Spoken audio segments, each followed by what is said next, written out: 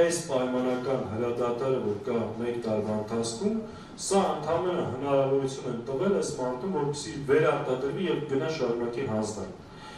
Իր առաջարկած եւ առասարակ, ինչպես ժողովրդավարության պարագայում, հենց այս պարագայում Նիկոլ Փաշինյանը խաղաղության թշնամին է։ Տեսեք, այս տույն խաղաղության խոստումը ինքը տվել է 21 թվին, տեսեք 21 թվից մինչև նա քանի պատերազմ է եղել։ Ինչքան կորուստ են ունեցել։ 21 թվին ընտրվել է Գորիս Կապան ճանապարհը, Շուռուխը, 22 թվականին Հայաստանից 240 կիլոմետր տարածք, Սյունիք, Գեղարքունիք, Վայոց ձոր, դրանից հետո Արցախն է հայաթափել։ 24 թվին առանց կրակոցի Կահոշի հատվածում ռազմավարական նշանակության դիրքեր տվել։ 25 թվին էլ խոսք է տվել, որ ընտրվեն հաջորդ տարի տարում։ Հետևաբար, այսքան հանձնող, այսքան զիջող է, եւ խաղաղության թշնամին չի կարող ներկայանալ խաղաղության օրակարգը վերցնի եւ առաջ տանել։